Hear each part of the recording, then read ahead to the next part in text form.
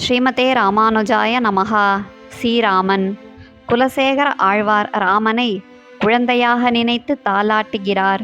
அப்போது சிலைவலவா சேவகனே ஸ்ரீராமா தாலேலோ என்கிறார்.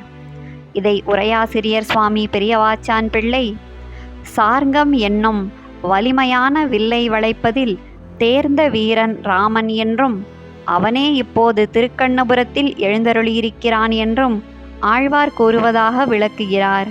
சிற்றவைத்தன் சொல்கொண்ட ஸ்ரீராமா என்று குலசேகர ஆழ்வார் சிறிய தாயான கைகேசியின் சொல்லுக்கு கீழ்ப்படிந்து நடந்தவன் ராமன் என்கிறார். கைகேசியின் வார்த்தையை பின்பற்றி நாட்டை துறந்து காட்டிற்கு கிளம்பினான் ராமன்.